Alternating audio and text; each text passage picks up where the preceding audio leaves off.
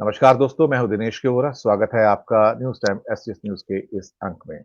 सबसे पहले दर्शक मित्रों, आप सबको गणतंत्र दिवस की बहुत-बहुत बधाई। ये गणतंत्र दिवस बहुत खास है। 75th 75वां। मुझे उम्मीद थी कि 75वें गणतंत्र दिवस के ऊपर एक डाक टिकट तो ज़रूर जारी होगा, लेकिन सरकार ने मुझे निराश किया और 75वें जो कि एक हिस्टोरिक ओकेजन होता है किसी भी देश के गणतंत्र के लिए, वहाँ पर अगर डाक टिकट जारी किया जाता, तो मुझे बहुत प्रसन्नता होती। लेकिन शायद सरकार गणतंत्र के प्रति ही क्या कहते हैं कमिटेड नहीं है, उसकी प्रतिबद्धता नहीं है उसके प्रति। दोस्तों, बात करेंगे आज इंडिया गठबंधन के बिखराव की। ये ब्लेसिंग है या कर्स है? कि ये दुआएँ हैं किसी की या फिर ये श्राप है? क्या कहा जाए? कुछ लोगों के बारे में मैं लगातार कहता आया हूँ और मैं ये नहीं कहूँगा कि मैं गलत हूँ या सही हूँ, लेकिन मैंने अपनी सोच की लाइन कभी चेंज नहीं की। जिन्हें मैं हमेशा से एक किस्म से विभीषण कहता आया, मैं आज भी उस पर कायम हूँ और उसमें सबसे ऊपर नंबर जो था ममता बनर्जी का था, केजरीवाल का था और साथ में हमेशा से शरद पवार का नाम रहा। मैंने कभी अपनी लाइन चेंज नहीं की। नीतीश के बारे में मैं आधा इधर था, मैं मानता हूँ, लेकिन कुछ समय से मुझे उसके ऊपर संशय आना शुरू हुआ था और अब जो बातें सामने निकल कर आई हैं, 3 मुख्य स्टेट थी जहां पर बीजेपी को बड़े सेटबैक मिल सकते थे। बंगाल, बिहार और महाराष्ट्र। ऑलमोस्ट अब तीनों ही क्रैक कर दिए उन्होंने, क्योंकि एनसीपी को तोड़ दिया। पूरी एनसीपी अब अजीत पवार के पास चली गई। शरद पवार बाप और बेटी की पार्टी बनकर रह गए। बिहार, नीतीश कुमार शायद अब उस जगह पर खड़े हैं जहां पर कुछ चमत्कार हो तो ये कहे कि हाँ वो इंडिया गठबंधन में है। अदरवाइज इस समय जो प्रेस में खबरें चल रही हैं वो यही है कि he will be next CM and Sushil Kumar Modi is likely to be the deputy CM. खैर, तीसरा ममता बनर्जी। उनका जो झुकना है इस समय और जो उनकी जुझारू प्रवृत्ति है, ऊर्जा तो काफी समय से खत्म होती नजर आ रही थी। खासतौर से बंगाल के चुनाव में जो जो उनको 200 सीटें मिली हैं, उसको मैं एक तरह से विंड फॉल गेन कहूंगा कि विंड फॉल गेन एक बार हो गया पर शायद हर बार ना हो पाए। लेकिन स्थितियां इंडिया गठबंधन के लिए यहां से मेरे हिसाब से बेहतर हो सकती हैं, क्योंकि अगर हम कमजोर भले ही सही, हम हमारे अंदर बहुत कमजोरियां हैं, हमारे पास उतने साथी भी ना सही, लेकिन कम से कम अब आपको पता है कि आपके गठबंधन के विभीषण कौन है। अगर आप उन अंदर के विभीषणों से मुक्ति पा लेते हो, तो डेफिनेटली आप भले कमज़ोर हो लेकिन सशक्त रूप से बाहर निकल कर आप आ सकते हो और मुकाबला कर सकते हो। लेकिन इन सब बिंदुओं के पीछे मोदी हैं या शाह हैं या फिर ये 4 जो बड़े नेता नीतीश, पवार, ममता और केजरीवाल, इसके साथ एक प्लेयर और भी तो है जिसे हम कभी नहीं भूल सकते और वो प्लेयर है भारत की जनता। हमें उसे अंडर एस्टिमेट नहीं करना चाहिए कि उसका ही योगदान होगा बाद में कि वो अल्टीमेटली क्या चाहती है। मैं ये समझ के चलता हूं कि भारतीय जनता पार्टी सुबह से लेकर शाम तक एक तरह से कहा जाए तो उन षड्यंत्रों को आगे लेकर आती है जिसके द्वारा वो सत्ता पर बनी रह सके। हमारे साथ बातचीत करने के लिए आज अरुण कुमार शर्मा जी, मीनू जैन जी, विवेक देशपांडे जी, आप तीनों का स्वागत है। मैं एक प्रसंग फिर से दोहराना चाहूंगा जो मैंने आज सुबह के अपने एपिसोड में दोहराया था। वो प्रसंग एक्चुअली वहां से आता है जहां पर मोदी जी साष्टांग प्रणाम करते हैं रामलला को पूरे लेट कर और थाली भी आगे खिसका देते हैं वहां पर। लेकिन क्या जरूरी है कि एक व्यक्ति जो साष्टांग प्रणाम भी करे और वहां पर रामलला के सामने, लेकिन उसके मन में षड्यंत्र चल रहे हों? ये प्रसंग आता है नानक शाही से या गुरु नानक के जीवन से। मैं बता देता हूं एक बार फिर से कि गुरु नानक का अधिकतर जो कार्यकाल है वो सिकंदर लोदी और इब्राहिम लोदी का रहा है। सिकंदर लोदी के समय में जब वो सुल्तानपुर लोदी में गए मोदी खाने में काम काज करने के लिए, मोदी खाना सरकारी जगह होती थी जहां पर क्रय विक्रय की चीजें होती हैं, उसको मोदी खाना कहा जाता है। तो आज के मोदी से उसे कंपेयर ना किया जाए। तो वहां पर कामकाज करते करते क्योंकि गुरु नानक बहुत दयालु थे, सबको चीज़ें जो उनको पैसे मिलते थे उस समय की मुद्रा में ज़्यादा दिया करते थे। तो उनके ऊपर इल्ज़ाम आता है कि ये खज़ाने को मोदी खाने को लुटा रहे हैं, तो सरकार को नुकसान हो रहा है। और जहाँ पर वो जगह थी सुल्तानपुर, वहाँ पे जो सिकंदर लोदी के सो कॉल्ड चीफ्टेन थे, जो छोटे राजा कह सकते हैं, उनका नाम था दौलत खान। दौलत खान तक मामला पहुँचता है तो गुरु नानक को वहाँ पेश होना पड़ता है। तो फिर हिसाब लगवाया जाता है तो हिसाब जितना होना चाहिए था उससे ज़्यादा निकलता है। वो गुरु नानक की कृपा थी वो तो उनको किस बात की सज़ा मिलती। लेकिन दौलत खान उनकी रूहानी शक्ति को पहचान गए वहाँ पे।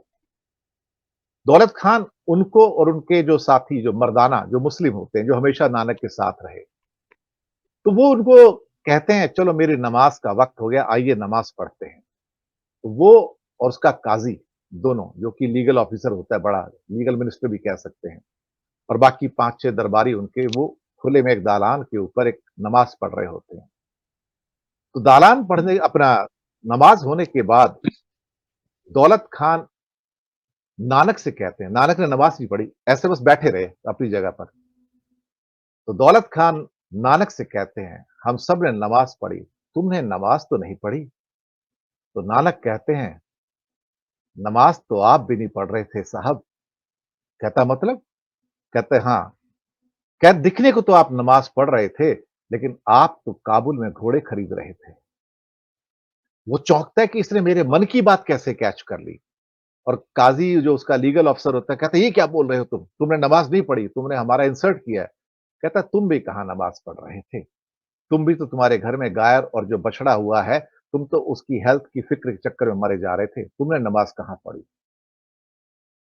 इस प्रसंग को उससे जोड़ के देखिए, जहाँ मोदी जी दंडवत प्रणाम कर रहे थे रामलला को, कि प्रणाम तो कर रहे थे, लेकिन उनके मन में क्या चल रहा था कि शायद ममता को कैसे गिराना है, बिहार को कैसे गिराना है और कैसे नीतीश को भी साइडलाइन कर देना है और ममता को साइडलाइन करना है। तो क्या फ़ायदा ऐसे रामलला के सामने दंडवत प्रणाम होके कि उसके बाद जहाँ माइंड में आपके षड्यंत्र चल रहे हों, जो नानक ने दौलत खान से कहा, वही चीज़ यहाँ पर रिपीट हो रही थी एग्ज़ैक्टली। लंबी होगी थोड़ी-सी मेरी पृष्ठभूमि, लेकिन ये प्रसंग ज़रूरी था, क्योंकि जो मोदी दिखते हैं करते हुए और जो उनके माइंड में उस टाइम चल रहा होता है, वो कुछ और होता है। पर शायद कलयुग है, भगवान भी शायद ऐसे लोगों का साथ ज़्यादा देता है। मीनू जैन जी, पहली टिप्पणी आपसे। इंडिया गठबंधन का बिखराव, इज़ इट अ ब्लेसिंग और कर्स? विभीषण तो चले गए सारे, अब वापिस नहीं आएँगे। शायद एक मुक्त भाव से आप लड़ पाओ और शायद जनता कुछ कर पाए। मीनू जैन जी, अनम्यूट कर लीजिएगा। जी। देखिए 2019 के जो चुनाव, आम चुनाव जो थे अगर उनको पैमाना माना जाए, इस आकलन करने के लिए, तो 37% वोट मिला था बीजेपी को। बाकी सक 63% अन्यों को मिला था। अब उन अन्यों ने ही मिलके इस इंडिया गठबंधन की नींव डाली थी और कुछ उसमें आगे बढ़ा भी था, कुछ प्रोग्रेस भी हुई थी। लेकिन अगेन जो उसमें टीथिंग ट्रबल थी, वो भी टीथिंग ट्रबल्स भी बहुत ज़्यादा थी। मतलब जो शुरुआती दौर की जो मुश्किलें होती हैं, वो बहुत ज़्यादा हिकअप्स बहुत आ रहे थे उसमें शुरू में। लेकिन इतना उम्मीद किसी को नहीं थी कि सब अपना-अपना अलग-अलग रास्ता देखना शुरू कर देंगे। और जैसा आपने बताया कि ममता बनर्जी हैं या फिर आपके आज लेटेस्ट नीतीश कुमार हैं। तो ये सब उम्मीदें बिल्कुल नहीं थी और नीतीश कुमार से बिल्कुल नहीं थी, क्योंकि नीतीश कुमार वो शख्स थे जिन्होंने शुरुआती दौर में इसके लिए ज़मीन तैयार की थी, इंडिया गठबंधन के लिए। उन्होंने ही शुरुआत में सभी नेताओं से पर्सनली जाके मीटिंग किया और उसके बाद वो उनको इकट्ठा किया। लेकिन मुझे ऐसा लगता है वहाँ भी उनकी महत्वाकांक्षा आड़े आ गई।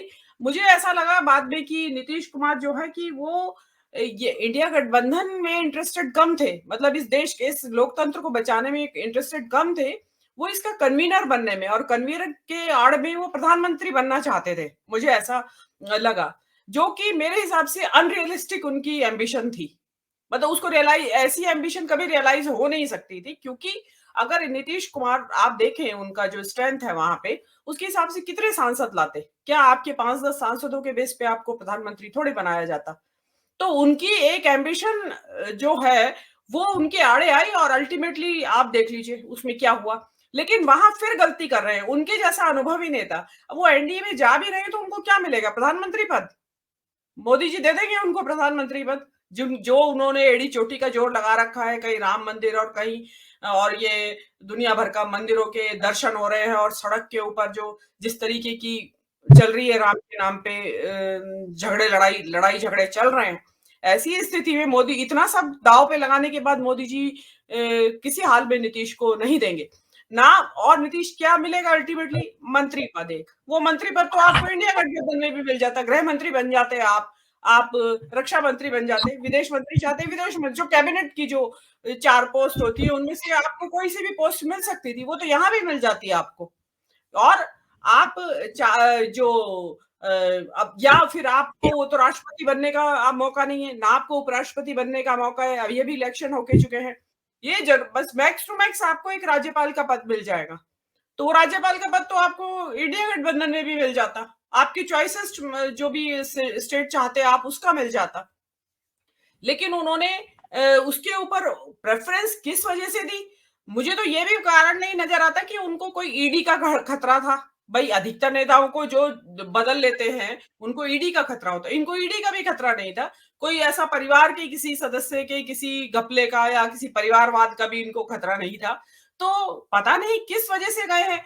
मुझे तो ऐसा लगता है कि शायद कुछ कुछ जो इनकी सोचने समझने की शक्ति, कुछ जिसको कहते हैं ना फैकल्टीज, थोड़ी सी ब्लंट हो गई है। मेरा मानना ऐसा है।